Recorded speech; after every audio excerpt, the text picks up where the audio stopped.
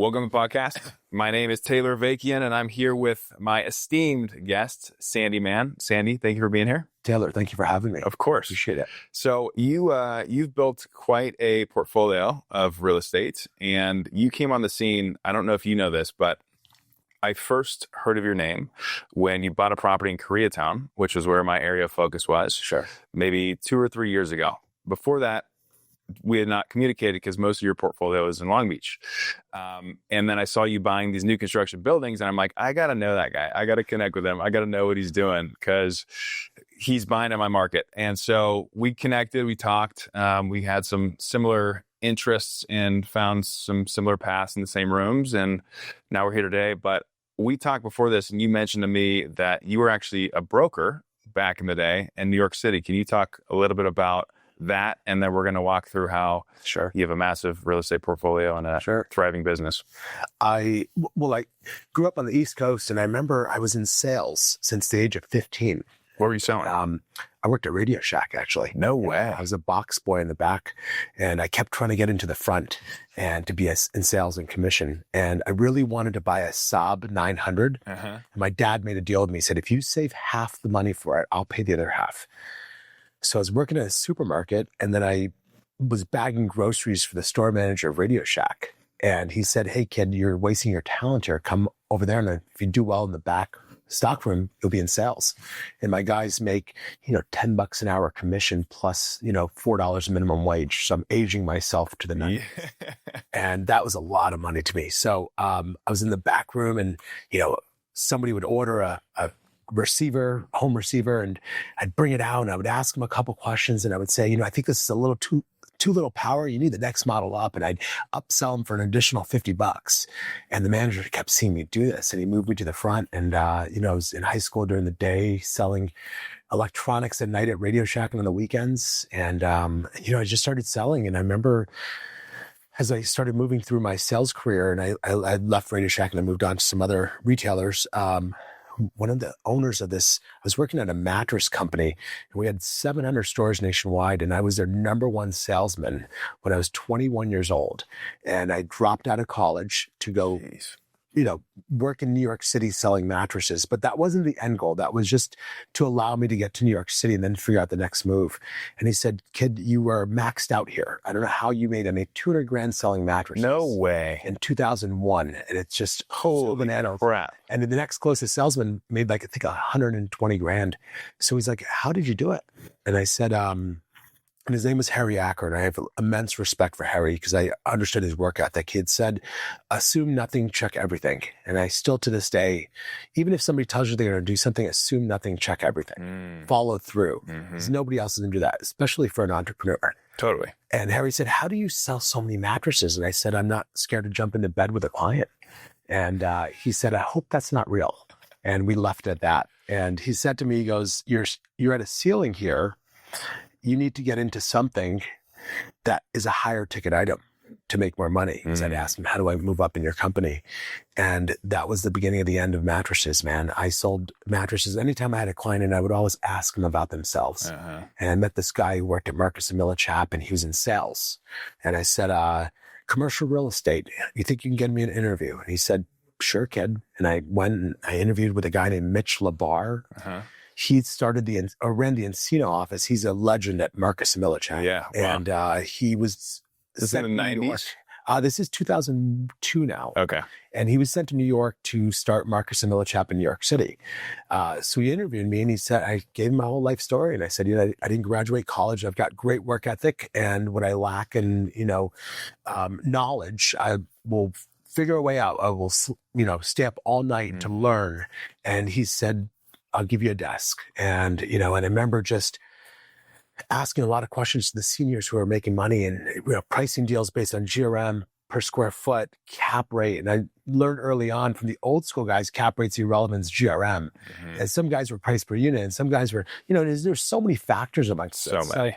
So I would price deals with every possible way and sort of take an aggregate and average it out and see if we were in the neighborhood. And, just speaking to like prospects on the phone, I knew when not to waste my time. And, we have aspirational sellers. And I would just quickly, I would ask, how much are you getting for rent? He's like, oh, I'm getting 1,200 per unit, 8 units. And I would, multiply that and multiply by, like a 10 GRM to see if his selling price was within the market. And if he was within like 10 or 20%, I could work that. Got it. And so that began my career, and I was really good at getting listings. I wasn't great at selling listings. And that's where my senior director came into play, and he was selling my deals. I was bringing them in. And, Marcus and Millichap, I'll tell you, if you are getting into commercial real estate and you want to be in investment sales, there's no better operation than M&M, at least in my experience. Yeah. It was grueling. Back then it was 300 phone calls a day. Today, I got to imagine it's 500 to 1,000 with click to dial. For sure. We were manually dialing. You were, oh my gosh. We were digging through. Your fingers has been jacked. Oh, you were digging through, they had these books of owners who owns properties, and it would change once a year in the book. Yeah. And the book was, out of date within 6 months. So you were manually looking through like city records to build a database. Today, it's like, yeah, you got your CRM and stuff like that and everything. Back then, you had to build your own CRM from scratch. You had to knock doors and be like, is John Patsy still own this building? They're like, he died 13 years ago. And so you were really doing the hard work of figuring out who owned it and then getting to ownership and building that database. But I'll tell you, those early years, I never want to forget the hard work, the door knocks, the wearing a suit and tie in July, heat and humidity in New York City, taking the subway and just trying to loosen up the collar for the ride and button it back up when you meet a principal, and just hoping you say something relevant to get, a listing or just to build that relationship. So what was your approach? Because you clearly had sales skills since you were young and was able to take that in real estate. And I know cold calls is not easy. You were making a lot of them. What would you do, or what would you say on the phones to get a chance to earn the listing, or how are you earning all those listings? So overcoming objections in sales, number one. Question-based selling, number two. And not in that order. Is I was asking a lot of questions because I wanted to figure out, why are you selling and do you need to sell? So there's people who don't need to sell and they want to sell because they have like, oh, if I get 15 million, I'll sell. Everything has a price. Yeah. Right. So it was understanding why they're selling and then understanding what's their up leg. Do they know about the taxes? Because you could find a seller and he didn't know he owes taxes. Yeah. And the deal's gone. Got it. So really understanding all the dynamics before that, overcoming objections was huge. Oh, well, if I sell, what am I going to do with my money? Great. 1031. Here's what we do. And here's how private equity, or here's how institutions own property. 7 years, accelerated depreciation. Then they sell it 1031 and they keep this rolling. And I needed to find out if where he was in his life cycle. Does he still have the juice to grow a portfolio? Or is he at the end of it? Should we be 1031 everything into triple net in the Midwest, and really sharing with him other clients, their experience, because being a multifamily landlord sucks. Yeah. Honestly, it sucks. Yeah. I don't enjoy it. It sucks. And at some point, are you done with that? And do you want to just clip coupons? And so really that was the start of it. Because any broker could call and say, hey, if I got you 5 million, would you sell? And they're like, of course. But then it was really understanding the need. Would they really sell? And what would they do with their funds? Because you're not looking to just do one deal. You want to double in one deal and you want to get his up leg in a perfect world. And then you want to keep him in your database and nurture him for the next 7 years. So you get another deal out of him. So brokerage is relationship building. It's long-term. It's not, let's do a deal today. No. I have ADD and I'm the instant gratification guy. So I remember coming into the business and being like a 9-month close. This is I don't have the patience. Yes. But then what you do is you build up the 9-month database. So every month something is closing. You have to keep that hopper full. So Marcus and Millichap, great institution, great to this day. They still have remained relevant. Yeah. It's impressive what they've been able to do. Yeah. So Mitch LeBar, my first boss in real estate, we go skiing every year. He's out in Utah now, semi-retired. And it's funny, his son is in the business in Marcus Millichap in Long Beach, I believe. Oh, there we go. Long Beach. And it's really funny. We've crossed paths so many times with, brokers who sell me deals, who tell me Mitch LeBar stories. We take a picture and send it back to Mitch. And it's That's just amazing. Never forget the beginning. Yeah. And through Marcus Millichap, I wanted to move up a little bit. So I moved to a great firm in New York who's now gone out of business, was Eastern Consolidated. And there were sort of... How long were you at Marcus? About 4 years. Okay. And then you moved, you stayed in brokerage, went to this other firm. Went to the other firm. They were a larger group that focused more on private capital / institution. So you were looking for listings, above 10 to 80 million. So you could be in that quasi-institutional or package them up to the institutions. Yeah. I lacked self-confidence with institutions. And, I share that as a strength. Mm-hmm. I knew where I was weak and knew where I needed to bring in support. And at Eastern, they had institutional knowledge. So I could reach the guy who bought a deal for $3 million that was worth $20 million. Mm-hmm. And then we could package it up and sell it to the institution because like I said, I dropped out of college. I didn't go to Wharton School of Business. Mm-hmm. I was on the opposite end of the spectrum. I threw great fraternity parties, partied hard. Hustle University, man. Hustle University. And, but I now was working with a team who understood, retail, private money, family office, institution, all the ends of it, because I wanted to sell bigger deals. Again, just like Harry Acker told me, higher ticket, higher dollar amounts yield you more commissions. Yeah. And so I'd worked there and I learned a lot more about buttoned up sales, a lot more about, here's how we present ourselves. Here's how we present deals. We're not going to just be the wham bam, thank you, ma'am machine. And that was the next level of brokerage for me. And, that was a great experience I had with them. It was 2007. And we woke up one morning, got to the office, LIBOR had soared 400%. And London Interbank overnight rate. And I remember coming to my desk and I understood that's what we borrowed off of. I didn't understood the impact that would have on real estate. So I talked to my senior, we met, and he said, listen, if we have committed capital from an institution on a deal, it might close. If you have a deal that doesn't have committed capital, it's not going to close. And anything that you're pitching in terms of listing, that price is no longer, that's yesterday's price, it's not today's price. That reality set in real quick. Deals started going south. So before that, 08, everyone says 08. It was actually 07, I believe September of 07, August, September. And then I was ready to make my next move. And, all along working in New York with, the extreme winters, the extreme summers, I wanted something that had year-round weather. And I remember it was Miami or LA. Those were the two cities I was considering. Not too bad choices. And not bad choices. Weather related. Yeah. And there used to be a social media called MySpace. Uh-huh. And I went onto MySpace. And I had my cool MySpace account with like my 82 friends. And there was a poll on there, or it was a quiz on there. It says, find what city is best for you. So I took a MySpace quiz. And it said Los Angeles. And I didn't input like that was a consideration. Yeah. It just said LA.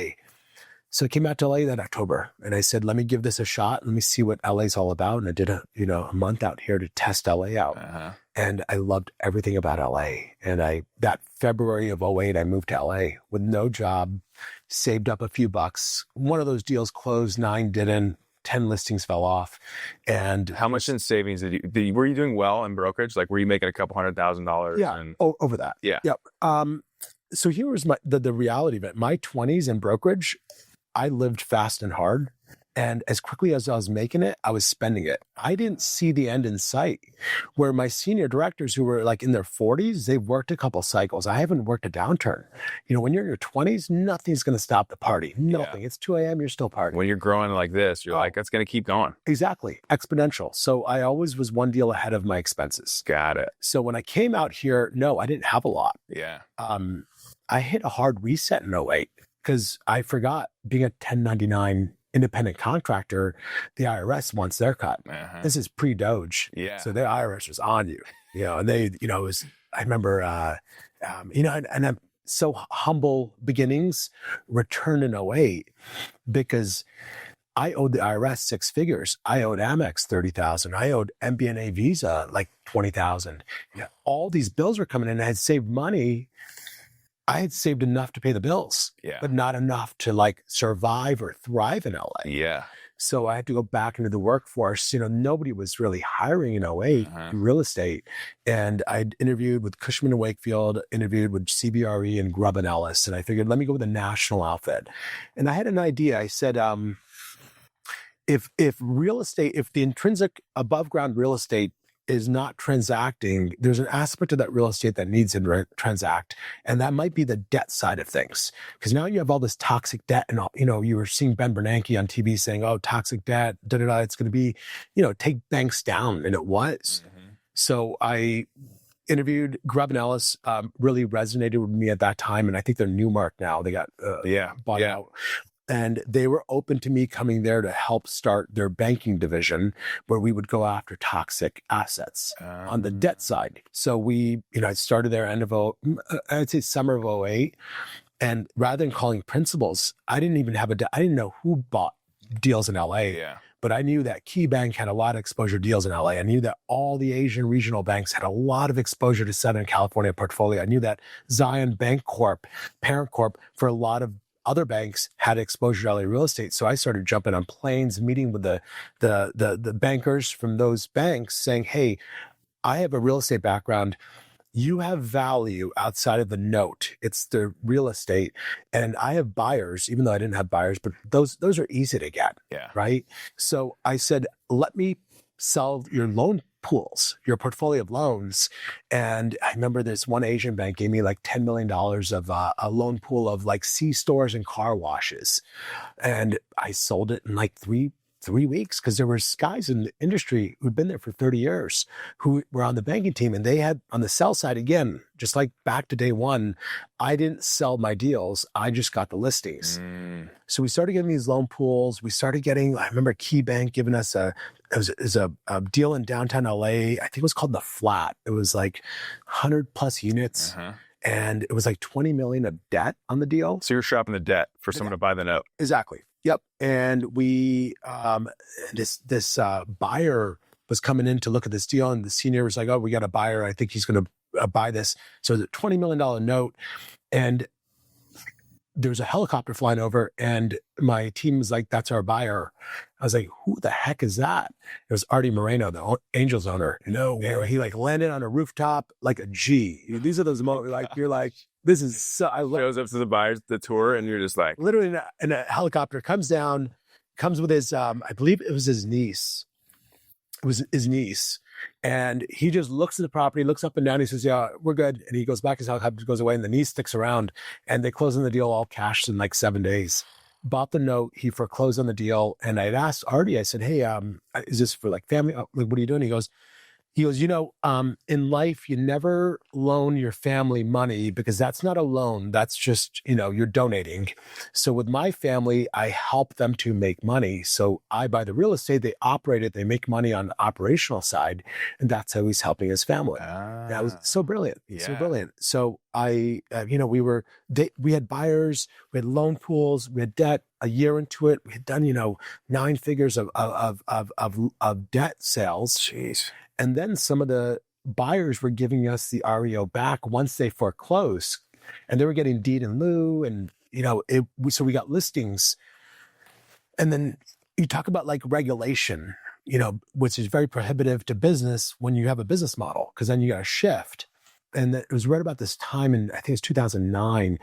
That the Federal Reserve said, we can mark to market. You no longer need to sell toxic debt. You can just market to the value, and it's off your balance sheet. And I'm like, wait, that means banks don't have to sell notes at a loss. And they were rapid firing notes. And, just like that loan pool sales is gone. Jeez. Now we were working more on the REO side. So some banks had taken over, real estate. Yeah. And banks were not giving you listings on REO. They said, just bring us a buyer. And they were getting so many calls from principals, from brokers. And so I said, all right, let me shift to REO. So we had some pocket listings, and we would vet buyers and say, hey, will you cover my commission on the deal if I bring you a deal? And they said, yes. And, we successfully sold a few deals. And then I had a deal, it was a $30 million deal in downtown Santa Monica. And, I'm still just getting by the way, because all those deals we're getting, the banks are paying you 50 bips. Yeah. They're not giving you a whole lot of money. To them, that's a lot. To me, I'm like, hey, we charge 5%. Yeah. They're 5%, not in our world. No. So there's a dichotomy between sellers and buyers and listings. And then REO, I remember I had a $30 million pocket deal in Santa Monica. It was from Key Bank. It was coming back. And the buyer said, hey, I'll cover you guys. I'll give you, a couple points on the deal. And, about a month later, our buyer closed on the deal without us. And, we didn't have anything in writing. And it was just yet again in brokerage, which is such a difficult business, is buyers, man, they suck. Mm-hmm. And so, I got screwed on this deal. I'm already like 1 foot in, 1 foot out. I just had to retool. Now I got to retool because buyers, and we couldn't get listings. And, I had enough. I had enough in brokerage. And I said, let me take a year off until traditional brokerage comes back, where you are dealing with true principals on the sell side and the buy side, not institutions, not bottom feeders, but like true market movers.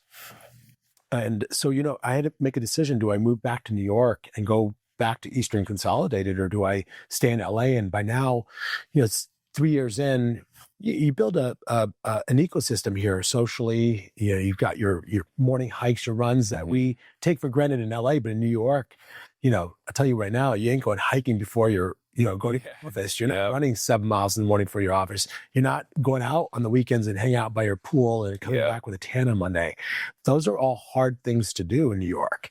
And I didn't want to give up the lifestyle. So I was willing to do whatever. And being in sales, I asked a bunch of friends, what are you guys doing? What's working now? And, my family, immigrant family, we parents moved here from London when I was a year old. And, my parents used to buy gold. That was like, coming from India. Hard asset. Yeah, we don't trust the government. We don't trust paper. We trust physical. Yeah. So we always had gold in us. And I knew that, gold went from like 200 to 400 to 800. And my friend said, I work on the retail brokerage side of gold. And I said, that seems interesting. Can I make money there? And it seemed to be like what I was making in real estate back in the day. Wow. So I said, hey, let me hide out in this industry for a year, get some cash, come back into brokerage when it goes back to traditional brokerage. And, I got into that business, and I talked earlier about ADD, about the long cycle of real estate. Well, the gold cycle is short. It could be like one call close. It could be like a week. It could be like a month, but it was quicker deals. And there were sizable deals. The average order size back then was like 50 to 100 grand. And you make a commission on that. And, I became really good at it. Who are the buyers and sellers in the gold brokerage? Oh, it's so crazy. So the sellers are the mints. Whether it's like out of Switzerland or even the US Mint, they sell product, bars, coins. The buyers were just retail guys. Some like real estate guys who buy gold, mom and pops. It was people in the Midwest. It was interesting because for the longest time, gold buyers were traditionally like tinfoil hat guys who thought the world was going to end, the end of the dollar, hyperinflation. They remember the Weimar Republic. They remember Russia, the ruble. They've seen currencies come and go, and they were like, oh, the end is near, right? They were stocking up food and shelter and guns and gold. Doomsday preppers. And, I call them the 3Gs, the God, gold, and guns guys. Yeah. And, so that used to be your buyer. And then it became more vogue once gold hit 1,000. It got into the news. So here I was slinging gold, as I call it. And, I now built, I was in it for a couple of years. And then I wanted to move up. So I left a company I was with, and they were the 800-pound gorilla in the industry. They were backed by private equity, large national outfit. And I went to a smaller shop to run their sales organization. And I had a sweat equity deal with the owner. So they were used to doing, like $1 million a month of revenue. And I said, I'll only profit take on anything above $1 million, and you'll give me, a 20% stake in profits. And he said, that sounds good to me, Ken. And, I grew their within 30 days, I brought over all these salespeople, and revenue went from $1 million to $2 million to $4 million. And that check was harder for him to sign every month. And he got, alligator arms. And it was a very uncomfortable situation. And, you're never going to talk sense to a guy like that. So after 6 months of doing that, we parted ways. And, I was married at the time, and my ex-wife was my biggest cheerleader and supporter. And I actually was on the phone with her on the way up here. Now it's like, that's awesome. Never make enemies with people. Always be friends. You never know when when your protege becomes your boss, right? You never know. Yeah. Life is funny. It's full circle. And so she'd said to me, she goes, you need to start your own gold company. And I was like, and we just watched this episode of Entourage where Ari started his company, and it was across the street from his competitor. Yeah. And I said, you think I could do it? She said, I know you can do it. And I said, all right. And I just, I started, and I had a partner back then. We were 50-50 on the deal. And he was my right-hand guy in brokerage and sales. And, I had one goal, and it was to put that guy out of business. Literally, that's my goal. Wow. And it wasn't in a resentful way, but in a I built you up. Let me take back what I built from you. You keep what you started with, and then I'm going to take off. Take it to the moon. And, that first year was so tough. The U.S. Army says embrace the suck. And that's it sucked. Yeah. Just so I can understand the brokerage or the gold brokerage business, is it similar to what real estate brokerage is, where it's a bunch of people in an office, they're picking up the phone, they're calling people and saying, hey, you want to buy some gold? And you have these suppliers where they're selling it for $1,000 and you're selling it for $1,020 or $1,050, right? Exactly. You're selling it for a markup, I guess you could say. Yep. So you were getting lists of people who had indicated that they wanted to buy gold or something. Exactly. And then you were calling them and trying to sell them a certain amount of gold. Exactly. Yep. So and you make your rip on that profit. And a bunch of people were just cold calling. Exactly. It was no different than Marcus and Millichap. Got it. So when I got into the gold business, there was these pods you sat in, big walls, and you were that one. There was no TOing. There's no teamwork. Right.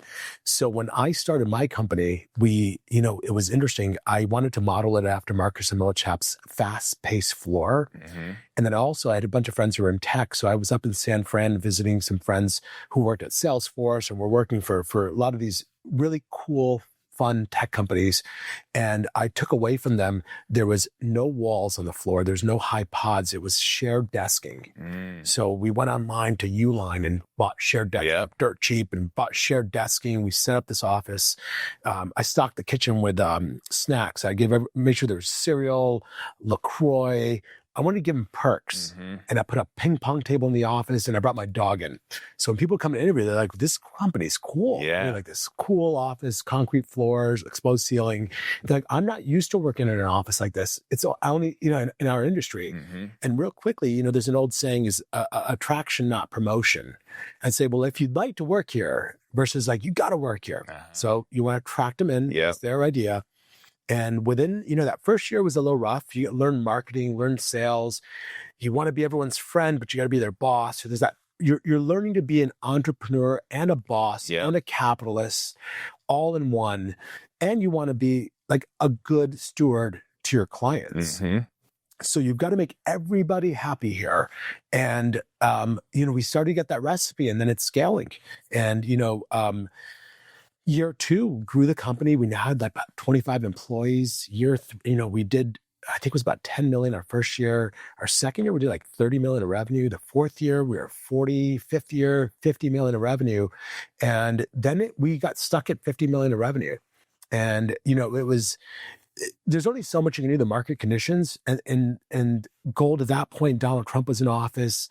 Inflation was cooling off a little bit. There wasn't a desire to leave the dollar. The dollar was gaining momentum. And so the buyer pool was shrinking a little bit. And I kept at it. I didn't give up. And I said, so we had about 50 employees, and the pendulum swings both ways. So I knew that if I can build up my company during this downturn and really strengthen my marketing, my affiliates, the people who promote my company, my sales floor, my work ethic, wake up early, stay up late, be a master at my industry, and take as many meetings as possible with people smarter than me, that when that time comes and it shifts the pendulum to the other direction, I'm going to scale up and I'm going to take everybody out. And I should also point out by now, I had taken all those employees I'd built up at that other company, and he was back to doing $1 million goal. Oh my gosh. And it was great. One time he'd sent me a white flag, literally, and I was cool. Yeah. It was like, you're like, hey, Damon, we're good. yeah, Nothing to worry about. yep. And then 2020 hit, COVID. And And you had the company for 5 years. exactly. 2015 is when you started Yeah, it. exactly. So 5 years, we're in business. COVID hits. We start to see this, all the volatility came to the stock market, dropped like 20%. Oil was negative, and there was a rush to safe haven assets. And, I thought it was the end of real estate. Mm-hmm. And I should point out by now, when I started the company in 15, I didn't take my first profit until 2017. And that was when I bought my first real estate deal. So I didn't know how to invest money because I didn't know anything about the stock market. And I share this is like, I bought NVIDIA call options in December, and like I got smoked on that. So like I'm a horrible Yeah. timing's off. Yeah. I had the right idea with NVIDIA. Uh-huh. It's a little too late Yeah. or a little too early. So I always say, when people say, what stock should I inverse me? Yeah. Because I suck at stocks. But real estate, I think I know a little bit about. Yeah. So I started buying deals. I bought like an 8 unit, bought a 12 unit, a 20 unit. I just kept buying bigger deals. So like whenever I made $1, half of 50 cents went to real estate, 25 cents went to savings, and 25 cents went to lifestyle. Mm-hmm. And I kept that going. And I started buying deals 2017, 2018, 2019, small deals in Long Beach, Mm-hmm. these small units. And I would put, 10 grand, 20 grand into it. I remember my thesis was like, if the studios are around $1,000 a month and one bedroom's around $1,299 a month, I'm buying in. And today, those studios are like 15, one beds are $1,795. So it's worked. Mm-hmm. It's worked. Your positive cash flow. I would go back to the bank after 2-3 years, pull my original equity out, buy another deal, and just keep that going. I've only sold one deal. I always say never sell real estate unless you have to. Mm-hmm. And I sold one piece of real estate. We had got sued in one of these bogus habitability firms, Yeah. and I couldn't get HAB insurance. The worst. And it was sad. It was my first building I bought. Dang. But I bought it for 1.8 and I sold it for 3.6, and I'd already done a cash out. So I made my money. Yeah. I was just sad to see that first deal go. Yeah. I look back now, I'm glad I sold it. Yeah. Today it's a thorn in my side For sure. based on what I own. Your portfolio. Exactly. So, 2020 hits, COVID hits, gold gets back in vogue. And this was a point, we brought in a recruiter. We scaled that company up. We went from 50 employees to 100 employees by year end. We went from 50 million or 40 something million of revenue the year before to 150 million in 2020. And we tripled our revenue. And then 2021, we were gangbusters. We were out for blood. We did $560 million, Mike. We had 150 employees. And now we became like that big national brand, like that company I worked for years past, Markers come in. And, the same business model. Yep. If it works, don't change it, just scale it. Find out when you're like at 9,000 RPM. And if you're redlining, you got to drop a gear and figure out how do I get to the next level? I get to 9,000. Yep. And then you go to the next gear. And so at this point, the next gear for me was private equity, is bringing in outside capital and bringing in people smarter than me. Because remember, I sold electronics at Radio Shack, mattresses, real estate, never went to business school, dropped out of college after 3 years, had a major in partying. I didn't know what I was doing, honestly. Mm-hmm. And I brought in people smarter than me, and I brought in private equity group. They really helped bolster my company up and take it to the next level. And we did this debt recap deal, which I then used to buy even more real estate. So, I've got these two businesses moving side by side, gaining momentum. And we ended up doing $750 million of revenue in 2022, 880 in 2023. And, we did last 4 years, we've done over $3 billion of revenue. And it's been gangbusters. And, the gold business has been good to me. Yeah. Still hold office there. I've built up a great team around me of people that are smarter than me, that have a great work ethic, that are positive, that are great at, and I share this is like any industry you're in, there's going to be the good guys and the bad guys. And I like to think that we're the best of the best in that industry. And a lot of the ways we've built and grown that is just through meeting great people and asking the right questions and growing that. So, these days, half my time is real estate, half of it is my gold business.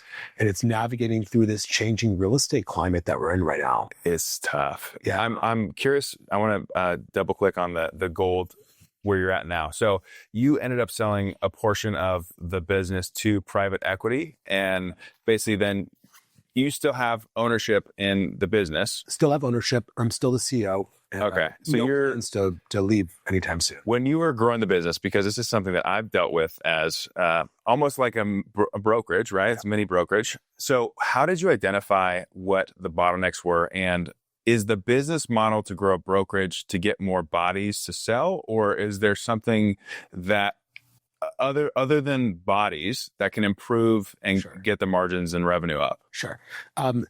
There's a Six Sigma, which is an accounting principle that GE used to really elevate their company. Very fortunate. My parents are both educators. My dad was an economist and a statistician, and he wrote statistics textbooks. Wow. And he wrote some great bestsellers. So we grew up around numbers. And my father wrote the textbook for the Six Sigma. So as I was growing my company, I talked to my dad, and he said, you've got to give everyone a value of a 1, 2, 3. And they're either a 1 or 2 or a 3. And a 1 is, your dialer. The 2 is like your middleman. He can sort of dial and close. And 3 is your closer. He's the guy who can bring the deal home. And you've got to figure out how many 1s you need to keep the 2s happy and how many 2s you need to keep the 3s happy. And so I built this model where I needed 4 dialers, 4 number 1s, 1 number 2, and 1 number 3 to keep everyone happy. And that way there was like this flow of deals. Everybody was eating, everybody was happy. And I kept that going, and I had these 6-man pods. And there was 4 dialers, 1 middleman, 1 senior director. And, I also, Alabama's football team, like if they get an injury, the next guy up's like half an inch taller, 10th of a second faster. So I had to continue training guys so they can be the next running back or QB should I have a man down. People leave. They go on to do, I've had 10 of my employees start their own companies, and it's just, that's natural attrition. And I always wish them well. Yeah. I'm an entrepreneur, and I wish all of us well. Yep. If you're doing good, that means I'm doing good. So it's all good. So, building the bottleneck came from leads and salesmen. That's the 2 areas that keep your business going. Yep. And then to keep longevity is you got to have a healthy work environment. So I was told that gossip is for middle management, told that early on. So if you're an entrepreneur or you're a business owner, if you're making fun of your employees or if you're in gossip, nobody's going to take you seriously or respect you. I'm not going to want to work for you. Because if you're talking about somebody else bad, they're like, well, I wonder what they're saying about me behind my back. So you keep a very professional relationship, and in all your affairs, by the way, not just work, just in life in general. Yeah. And if you live by these, like your moral compass and this code of ethics, you're going to be a good steward of your company. And that enabled me to be respected in the industry, not only by my competitors, but also by my colleagues. Yeah. And we were attraction, not promotion. I said that earlier. And to this day, we still attract a bunch. Every week, there's like 10 guys who are like, I work at ABC company. I'd love to work for you. And so we get to pick and choose. We're fortunate, the best of the best. And I always say is, we would give anyone a shot. If you are willing to meet me halfway and you have good work ethic, I can train you to sell. I can train you to sell. I can at least train you to ask the right questions, that the second you hear there's liquidity there and urgency. Liquidity and urgency will get you over to the number 2 or the number 3 to get you a deal. So you were big into training, I assume? Still are. Huge training to sales skills stuff. as the role of the CEO of a multi-billion-dollar corporation, what does your day-to-day look like from, like, what is a CEO's responsibility besides obviously growing the business? Like, what does your day look like? I mean, some days you're a therapist, some days you're a capitalist, some days you're a CFO, some days you're you work every role. So I like to think I've done every job at my company. And when you're an entrepreneur and you're starting off a company, you're the CMO, the CFO, you're the facilities manager. You're picking up messes. You're wiping out, spills in aisle 3. Yeah. So roll your sleeves up and don't be humble to do any job. And that way, when you hire people to replace you in those areas, as you grow, you understand what they're doing and you can be involved in the decisions to ratchet up the business, scale what's working, and let go of what's not. So I understand every aspect of my business. This is why founders are so successful and have a hard time letting go.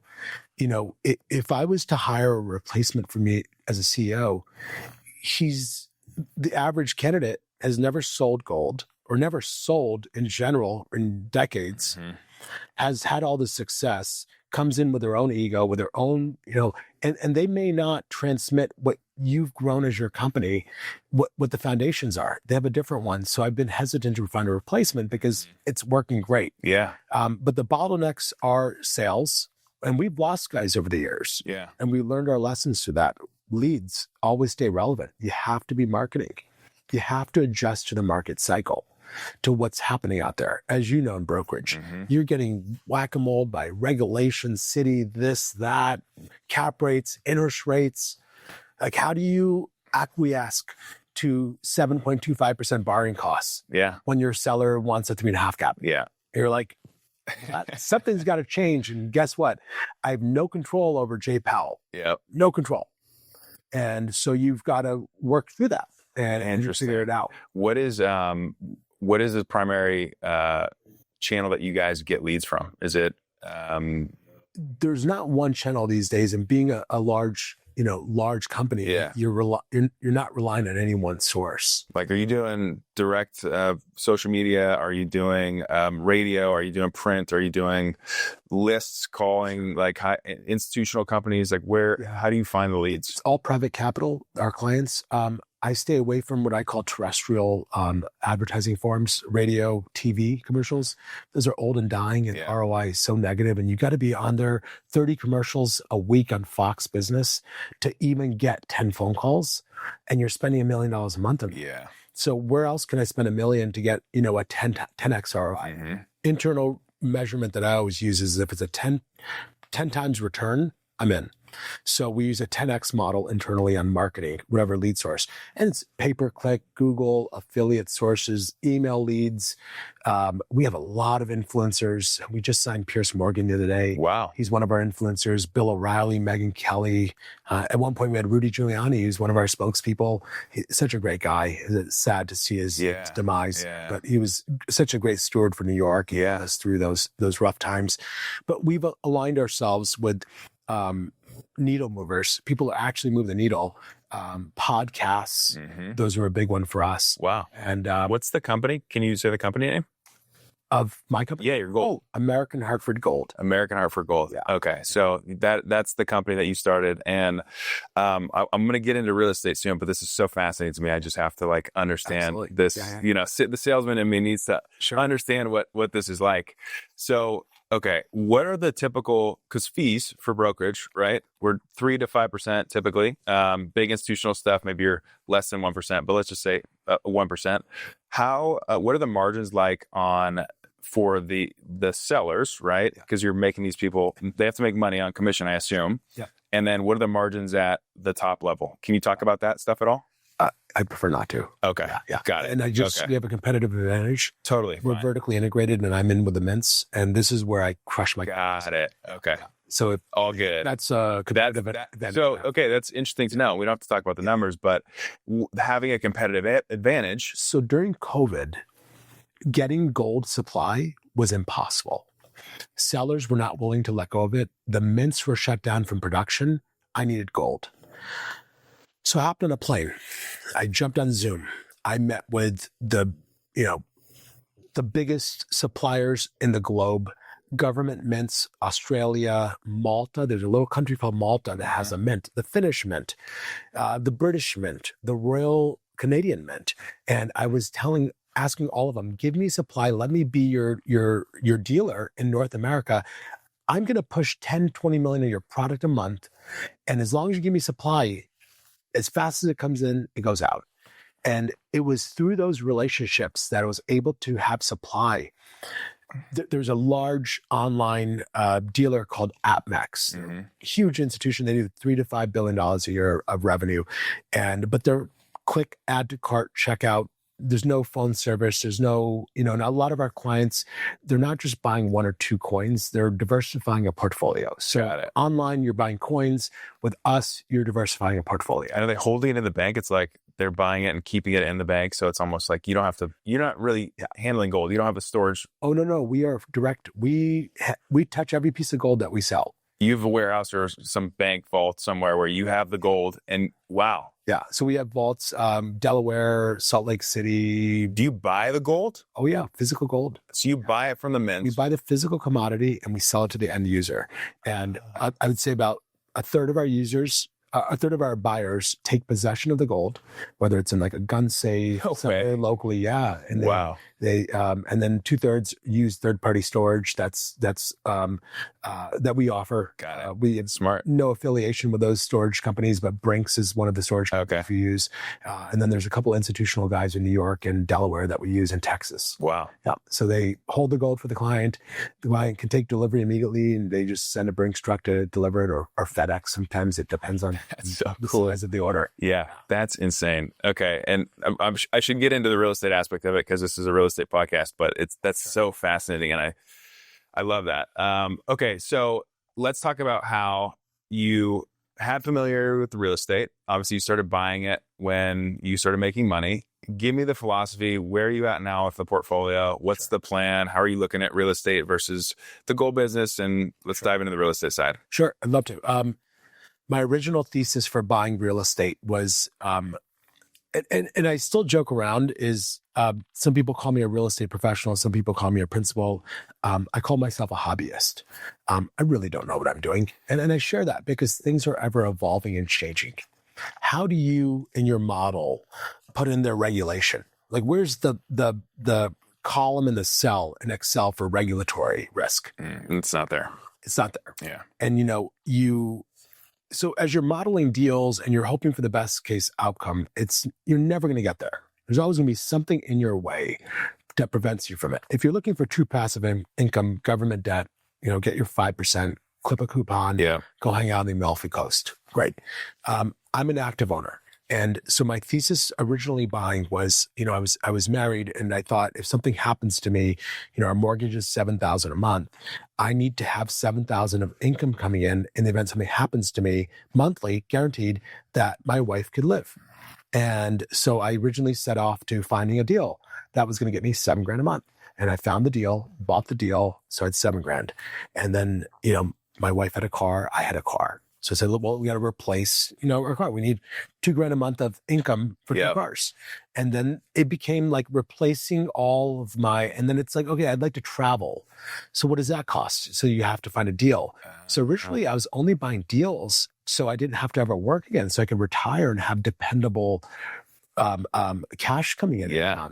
And so that was my original thesis for buying. Once you get that, once you hit that number, now you're like, now what? Now it's just fun. And it was just fun. You didn't need to make money, and you were able to take a little bit more risk, and you were able to take a little bit more risk on the buy side and on the flips, and you're able to test a little bit more. And I'm grateful that I have not had to raise outside capital. Partnership deals are not exciting to me. If I raise money from 3 families, their urgency is not my urgency. God forbid right now you need to sell, it sucks. Cap rates are awful. You're going to be selling at a 6+ cap. 10 GRM if you're lucky. I just saw a portfolio the other day in Koreatown that's selling at a 7 GRM. Mm-hmm. When I first got into real estate, I remember one of the first calls I made was to a buyer, and he said, I'll buy anything that's around a 6 or 7 GRM. I didn't know what that really meant at the beginning. I took it up to my senior, and he said, he's not a real buyer. Nothing sells at a 6, 7 GRM. Fast forward 24 years later, there's a deal for 7 GRM. Yeah. You're like, where are we? So obviously right now is a horrible time to sell. It's also a time when people need money. There's liquidity concerns out there. And so if you had a partner right now who needs to sell and you're forced to sell and you can't buy them out because you don't have the liquidity, you're screwed. If you can wait it out another year and cap rates compress due to interest rate, and that might be sooner. Trump's in office. He's already said the Federal Reserve is going to listen to him. If they don't listen to him, he might cause a market crash, which then the Fed drops rates. So 2 reasons why is if inflation cools down, they might drop rates, or we have a recession. So if he can't get it one way, he might get it the other way. And again, I don't know what I'm doing in the stock market, so I'm not sure what's going to happen. But my thesis for buying back then was value add Class C, turn it into a Class B. Because a C is never going to become an A. You're not going to put in an elevator shaft. You're never going to do all that work. But a C to a B, easy lift, it's lipstick for the most part. Mm-hmm. It's tenant based. It's turning an apartment building into a community. In recent years, I've seen the dichotomy between Class B and Class A was so little, like 12.5 GRM versus a 12. Why would I not buy new construction? And we talk about the regulatory risk. Obviously older product has more exposure to regulatory risk. So I started buying new deals, anything that was built 2020 and newer. As you're running your existing portfolio, you also realize plumbing and electrical, plumbing especially, very expensive. Mm-hmm. Electrical, to redo a building, astronomical. Yeah. And with all the technology that everyone has, the draw on electricity is more and more. So I said, let me buy newer construction. I don't want the headache of the maintenance. And I would like the ability to have free market rents, that if there is a big boom in the rental market, I can take advantage of it, not just at a 3% or 5% a year increase. So shifted that perspective in 2020, started buying only newer real estate, started buying more core deals. I love Koreatown. I think that's a great neighborhood. And it's interesting because when I look at deals now, I look at it as, would I live here? Would I live in this building, on this street, on this intersection, in this part of town? Koreatown is so much fun. Yeah. I remember we looked at this deal in Koreatown. We went out to a Korean barbecue place. Uh-huh. It was hopping at noon. So good. It was so vibrant, the people there. And it was clean. Like with all of LA's problems, the homeless problem in Koreatown wasn't as bad in some of the areas. Yeah. There's a pride of ownership to the neighborhood there. Mm-hmm. So I liked Koreatown. I like Larchmont a lot. I think that's a pocket that's undervalued. Me too. I think that's a safer, like West Hollywood, adjacent neighborhood, or Beverlywood. I like those areas. I obviously love the West Side. And so I started buying deals more in core areas that were brand new construction. And I'm only buying deals from developers or owners who had to sell. Were they in a partnership where their partners were requiring them to sell? Are they a developer where their construction loans due? They're in lease up. Guess what? Those underwriting numbers are not hitting. Very aspirational in their underwriting. They're not getting $4,000 a month in rent. It's $3,200. Mm-hmm. If they lease it up at that, they're getting crushed. So now they need to sell. And that's where I came in. The syndicates are gone right now. It's really funny, as in the retail world, when syndicates, right now is when they should be buying. Yeah. Right now is when family offices should be raising so much capital that it's just, people are like, buy real estate right now. I couldn't agree more. This year is going to be the best year to buy real estate. I think it's our last year before we start to see cap rate compression and start to get out of this rut. But it's funny because right now, syndicates can't raise money. Mm-mm. They raise money in good markets, but that's when prices are high. And it's really funny. They're late to the game. Yeah. And the syndicates, their proof of concept is there. They believe in real estate. It's just hard convincing the public or their friends or the dentist or the doctor, give me $1 million, let's buy a deal. Mm-hmm. And it's tough with this leverage or the loans you're getting, and they're going to have to do a PG on a deal. So the market is not conducive to syndicates. There's only a few active people out there. I'm one of the active guys, and that's how we came across each other. You saw me transacting in this market, and my thesis was buy below replacement cost, buy in core areas where I can justify the rent, and buy in core areas where there's a lack of new development. Because there needs to be supply. We need new deals. Yeah. It's healthy for the market. We need new supply. And with the ULA for developers, who's developing a deal right now? The sellers on the land are dropping their price. Yeah. Construction loans are gone. Mm-hmm. There's no development. Very few development deals. Yep. I think 4 years from now, we look at supply, the crunch, and then there's going to be a rush development potentially if the regulatory world finds its way, ULA and all that. But I think there's going to be a supply crunch, and the cap rates are going to compress even more for newer construction in core areas. So that's my thought on multifamily, or my belief on it.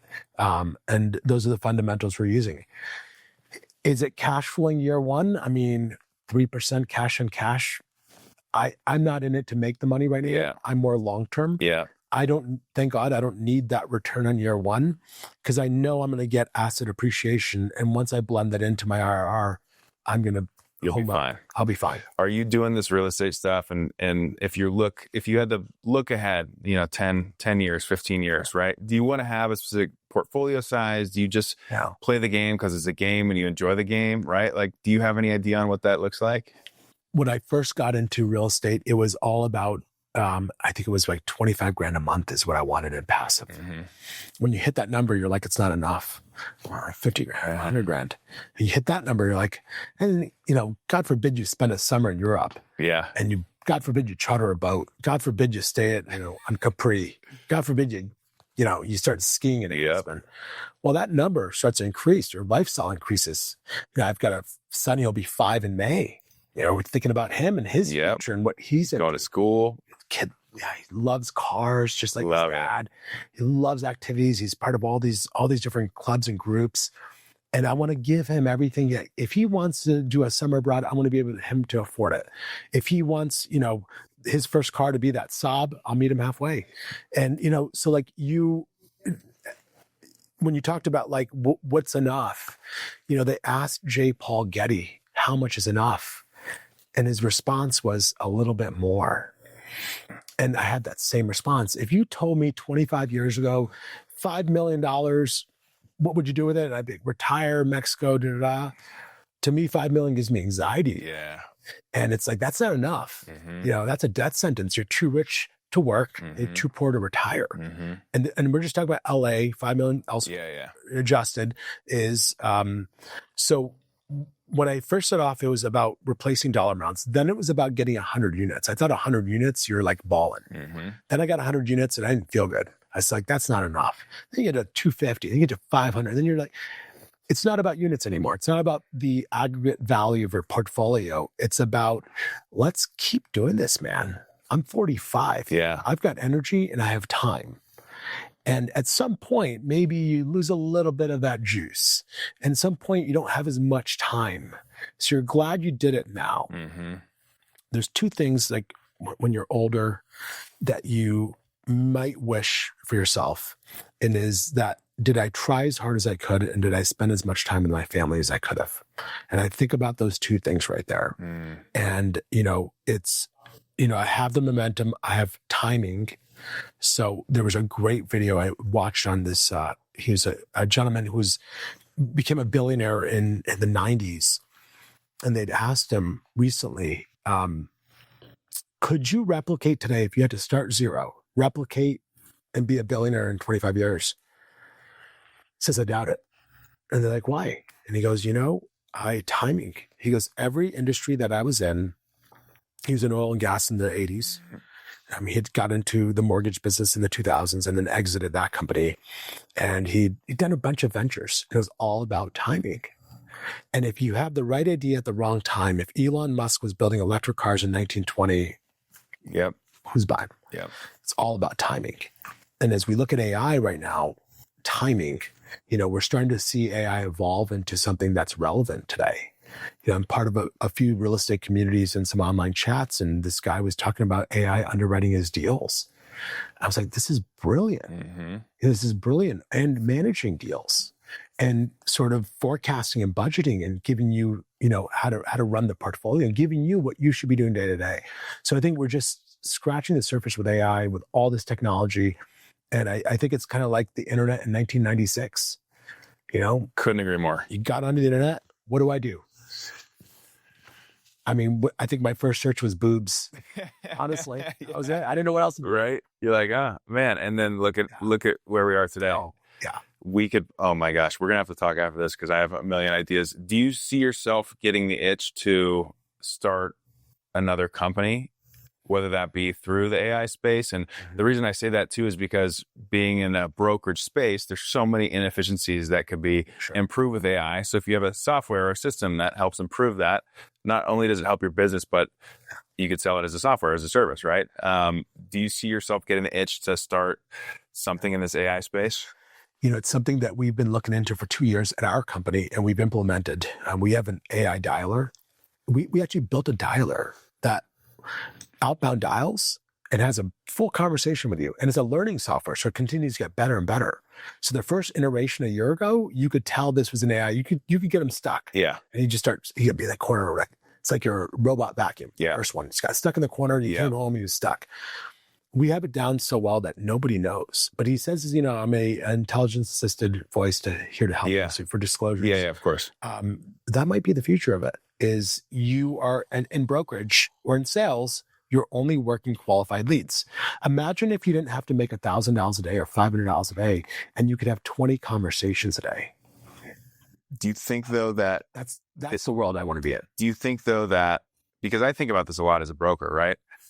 Do you think there's a world that the AI gets so good at the closing that doesn't need us? That doesn't need us. The answer is yes. Yeah. Right? So as we look at Doge and they're looking at government inefficiencies and all these jobs that have been created that are not needed, it's not even about AI replacing them, Excel replacing them.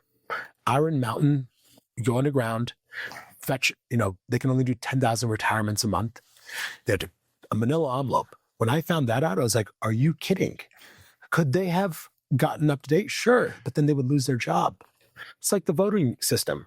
Could we go digital? Of course. But the registrar of voters would never allow that to happen because then their job is obsolete. Mm-hmm. So why would I advocate to make myself irrelevant? So when we look at like AI, it's naturally going to come in gangbusters and replace people. Will it replace brokerage? I mean, look, real estate agents still exist, and we've thought for the longest time that industry would be... Everyone's tried to, yeah. For sale by owner, put out a system. It should be like an eBay system. Zillow tried. Yeah. That model is here for good. I think that people still like dealing with other individuals on certain things. Mm-hmm. For like the commoditized items, Amazon's great. Yeah. I don't know the last time I've been, actually, it was after the fires, I went to Target. Yeah. Been there in 10 years. Yeah.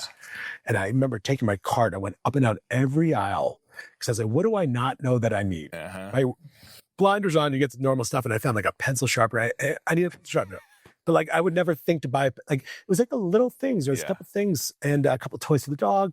So like when we think about these cathartic experiences that we have, that interpersonal touch that is so valuable and needed. So important. It's always going to be there in certain areas. And I can't guess here on your podcast where those areas are going to be. Yeah. But, you're not going to replace certain sales or certain jobs or certain roles out there. I think the service industry is going to be there for a long time. I just bought my first shopping center, by the way. Congratulations. Thank you. I local bought a deal on Venice Boulevard in Culver City. Okay. Right near the studios. Yep. Right near all that new excitement. I bought it because I've noticed a reduction of cash flow from all my multifamily, as everyone else has. Rents are not keeping up. Expenses are through the roof. I mean, energy costs. Yeah. Utilities are going to go up 30% over the next 3 years. They already said that they're going to increase them. So Did you see how crazy, for every dollar of energy that it costs the consumer, 40 cents of that dollar is government regulation? There's 300 groups in energy in California. 300 groups that have to be paid before PG&E and that is crazy. So like when we look at some of the, expenses, I decided to divest into a shopping center just to try it out.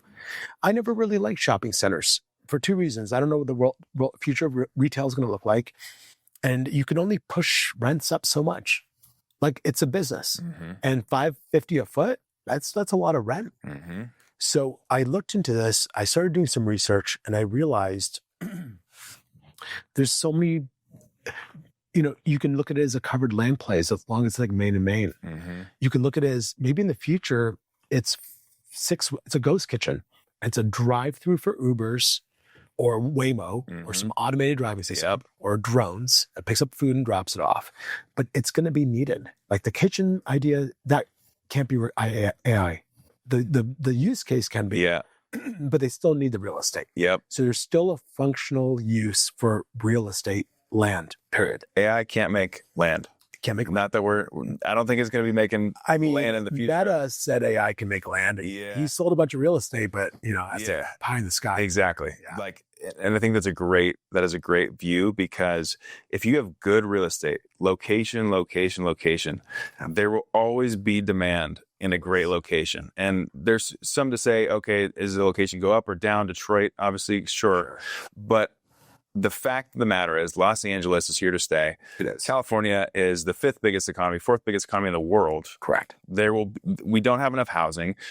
There's enough people here. Like if you buy good land, real estate, there will be future opportunities and demand. And so that's great. I agree. I also don't think we bet against, not to get political on your podcast, but I think that LA post fires, there's been awakening. It's like, what really matters? So like the concept I share with you is like, we all live in a home or an apartment or a dwelling of some sort. If my roof had leaks in it, but I was fixing everyone else's roof except mine, and then I fixed your roof, I said, hey, well, let me plant a couple of avocado trees for you. And you're like, I don't even need avocado trees, Jack. I'm going to make you want avocado. So now we're forcing people to have avocado trees. Then I'm going to force a guy with strawberry allergies to have a strawberry field. We're doing all this work in areas, but my own roof is leaking, and now I have a plumbing problem, and now I've got electrical shorts. And I refuse to pay attention to the basic necessities of my dwelling. I think in LA, we've reached the brink. It's not about Republican. It's not about Democrat. It's about common sense. And, I think we saw with leadership, the mayor versus the mayor candidate of who survived. What business? Caruso Center is still there. And Palisades not. And as sad as that is, and if that's what it took for us to wake up, which that's sad. Yeah, for sure. But I look at that as, is common sense going to come back into play? And it's not Democrat, it's not Republican, it's just basic common sense. Are we going to go back to like providing basic, safety, health, addressing the mental illness problem, not the homeless problem, but the mental illness problem, right? And I want to just share on the mental illness problem. One thing I left out of your podcast is I've been sober 17 years, and me moving to LA was to reset my life. Working in brokerage, and I love those days. We partied hard, man. There was a lot of late nights that turned into the next morning. And I realized at 28 years old, when the market stopped, that I had to change my lifestyle. I had to change my perspective. I had to get healthy. So I quit drinking. I was doing a shit ton of blow. And I had to quit doing blow. And I had to get back to just being me. And I'm a big advocate for mental health. I'm very involved in the community. I donate time, effort, and money. More money than time and effort, but money to a lot of organizations in LA and the greater part of Los Angeles County to address mental illness. I volunteer with different groups.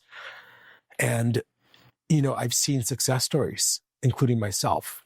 So when I see these people suffering on the street, shooting up, doing drugs, and just begging for help, and they're not begging for housing, throw them in a dorm, they're not going to, it's mental illness and addressing that. And I work with a couple of phenomenal groups that have successfully gotten people sober and kept them sober and given them jobs and put them back into the community to work and to be of use and helpful, and for them to build self-esteem off of that. So they want to stay sober and they go on to build families or companies like me. And, we're doing them a disservice by not providing mental health. The voters, we voted on 36. Was 36 the mental health measure? And what has the government done? Nothing. We voted for that. And they've refused to address that and build mental health and so there's going to be a reckoning in LA and California. I truly believe in 2 years and in 3 years. I think once we get back to basics, because California has said the sunshine tax, how much advantage can we take from that sunshine tax? Oh, we'll keep the gas prices, will be the highest in the nation. Even though we're pumping it, 30 miles south here off the coast, it'll be the highest gas prices in the nation. Energy prices, we're going to charge the heck out of energy. And every time there's a natural disaster, we're going to blame them. And versus rather than spending all this money on regulation, why don't we just bury power lines? So some of the problems like the Eaton fire didn't happen. And why don't we deforest? And why don't we fill reservoirs and just the basic utilities? The Palisades paid $550 million in property taxes last year.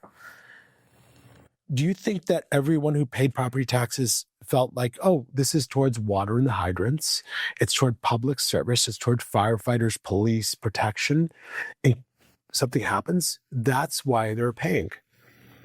The property taxes aren't going to properties. They're going to other programs.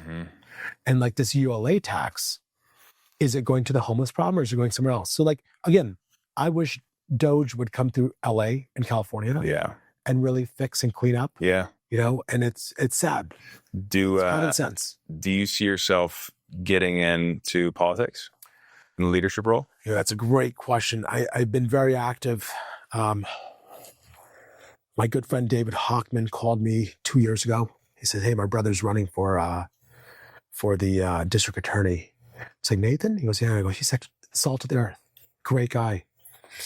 He goes, would you support him? I said, listen, there's 12 candidates. I had a couple other friends who were running, and I said, let me grab breakfast with them. I started getting involved in his campaign, and we started raising money for him. And I talked with Nathan, what is your first 100-day plan? What are you going to turn?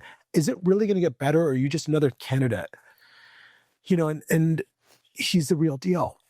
And I've been fortunate to know, a lot of people like him. And I've been fortunate through, my help in the community to meet some leaders. And, I'm where I am currently, I'm still an entrepreneur, active, still have my earning years ahead of me. But at some point I'd love to get into politics. But not at a level, and I'll run on one factor is I'm never going to run for president because I was born in London, England. So that's just everyone's they have the next path. Right? But Parks and Recreation, remember that show? Parks and Rec? Yeah. Leslie Knope, she cared about politics, man. I mean, she cared about her community. That's an old school. Yeah. People actually care. Right now it's about reputation. It's about my next job. So I have to be very careful in this job to not offend people, to do just enough and maintain, but not too much that we solve the problem and now we don't need these apartments anymore. We have it wrong. So if I ever got into politics, it would be from that premise of like Tracy Park is doing great work. Yeah. God bless her. Yeah. Now they're like a mayor candidate in 3 years. Let her do her current job. And if she's the right candidate, we'll elect her. But there's so many opportunities to be of service to your community, whether it's politics or nonprofits or just, and I say this all the time, and I know it's not feasible, but I wish everyone was able to own a home. The day you get that first mortgage bill, that first property tax bill, you now comprehend where your tax dollars are going. So you get a little more into tune of like, wait, what's my ROI on these tax dollars? You also get pride of ownership, a level of respect for property. There's an old saying is leave things equal or better than when you found them. And when you become an owner of your own condo, apartment, home, whatever, you start to have that self-respect. And I think that we need to go back to that. And that doesn't exist. And I think that, a community leader needs to share that information with the community. And it's less on do as I say, not as I do, but more from like basic fundamentals of let's get the community. Look, I can rely on public works or I can do it myself. I'm a self-reliant human being. During the fires, my home, we had put Tesla power walls and solar panels, and I have Starlink for redundant internet in the event, Frontier goes out, and we're completely off the grid. I have zero reliance on like public works with the exception of gas. I don't have gas tanks and I don't need that. But like my home was online the entire time that we were off the grid. We were evacuated for 8 days. And like that self-reliance, if we can come to that point, not to that level maybe, because again, it's if you have the ability to do that. But like, back to that politics question is like, how can I improve the community? And if my answer is no, then I have no job being in public service.